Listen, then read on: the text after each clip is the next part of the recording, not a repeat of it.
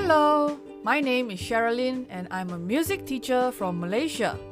In this podcast, you will hear me share stories about my teaching career and other stuff that interests me such that I want to share with you.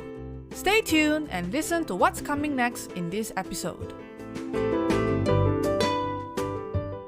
I realized that as I am preparing my podcast episodes and thinking about what I want to share, there are a lot of things that take place prior to recording for an episode. I think about, the topics that I want to share. And after recording, I have to think about, what kind of title will go with it and what is the summary that I'm going to place in the podcast episode, and also prepare the podcast video so that people can also listen from YouTube. And then as I go along this process, and then I start thinking of, how am I going to get more people to listen?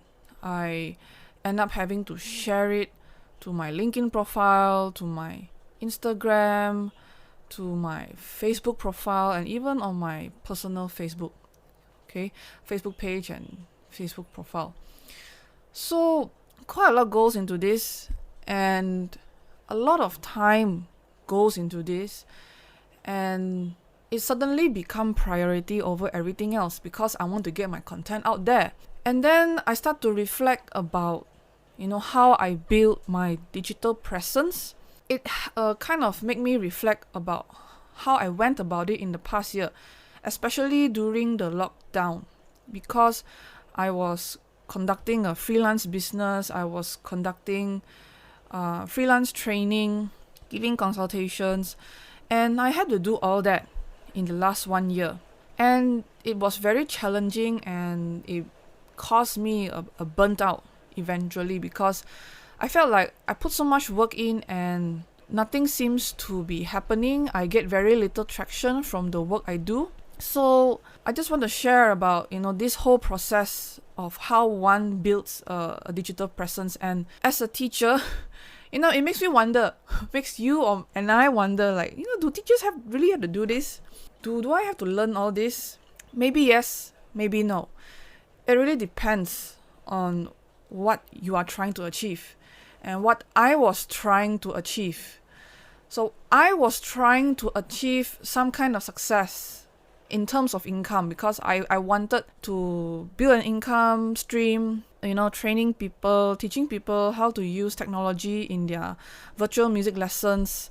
I had to do a lot of things, promoting on social media, promoting on my website. I even promote my events through my close connections on my WhatsApp. Yeah, it's very easy to do. Frankly speaking, it's very easy to do. You just have to, create the media, your media kit for the event, and then you just send and just send the link everywhere, share the link everywhere. But if I'm on the receiving end of this content, and if I receive it every single day, I will really hate the person who is doing it. And in that process, I kind of hate myself for doing it because I am not an entrepreneur, okay? First and foremost, I don't have the entrepreneur mindset. So it's very hard to be thick-faced and, just do what salespeople do. And, aside from that, I have to design my course module. I have to design, what am I going to teach in the workshop? I have to outline it in a PowerPoint, in a Google slide.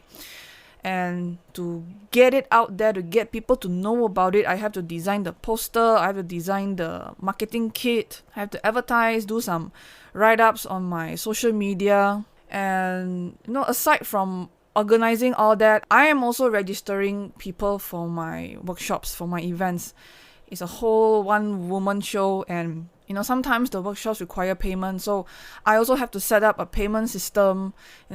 Think of how I can use my PayPal. How do I use some kind of payment system, issue invoice, issue receipts, things like that. So many things that I didn't have to do as a teacher, but because I suddenly have to take on the role of an entrepreneur, as a businesswoman, I have to learn all that, and I learned it in a very very, very hard way, because I didn't know like, oh, I had to do this, oh, I have to do that. But it really does help that I did took up the Google's Fundamentals Digital Marketing course. It's free on their Google's GarageBand. You can look for it. I will also share the link to that if you're interested. So yeah, and I've been doing that for like a couple of months. I think for a period of maybe 3 to 5 months last year.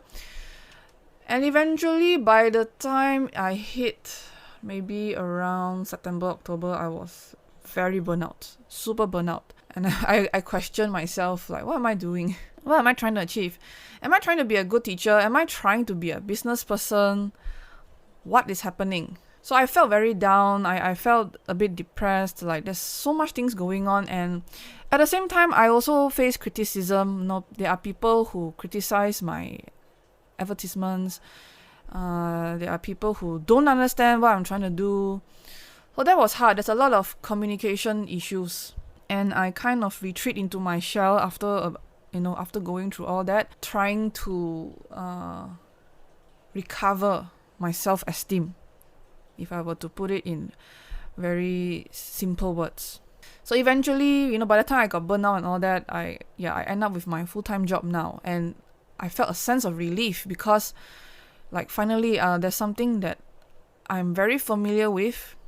I don't have to do all this and just, chill, do my teacher thing. But that's not all the bad stuff, okay? It's not a bad thing. I think in this digital age, you will not lose anything by trying something new. It's an experience. I mean, it doesn't matter if you're a teacher, an office person. It doesn't matter really. If you feel like you have something to share with the world and you want to market it, I think it doesn't matter. You won't lose by trying something new. And I learned a lot of new things in that process. I end up, talking to a lot of close friends about digital marketing.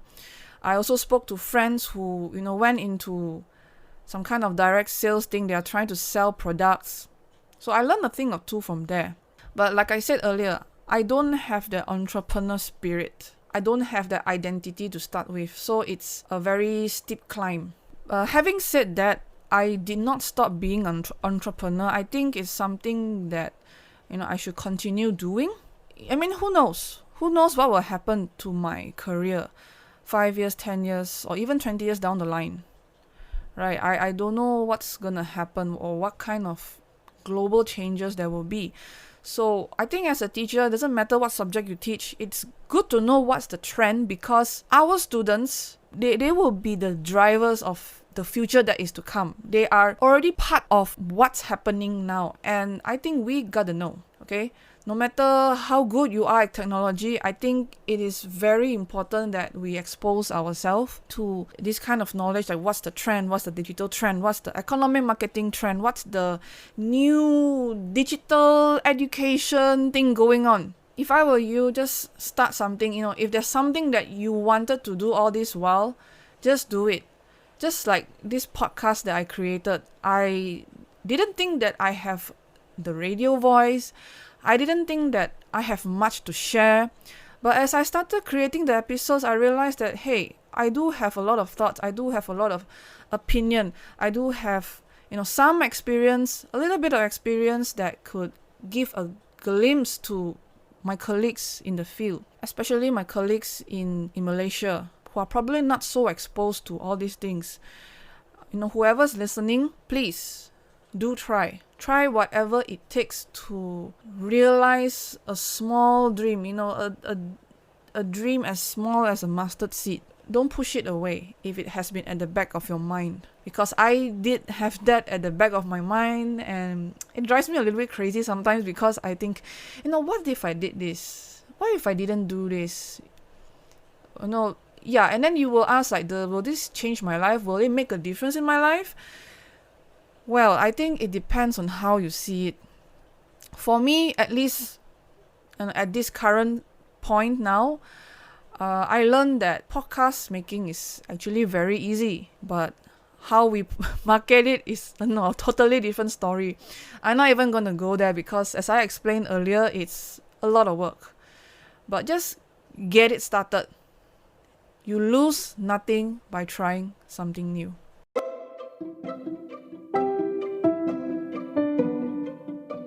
Thank you for joining my adventures, and I hope that you have learned something new. Feel free to connect with me on my social media handles, Share the Music, email me at sharethemusic@gmail.com, or visit my website, sharethemusic.org. I can't wait to hear from you and see you soon in the next episode.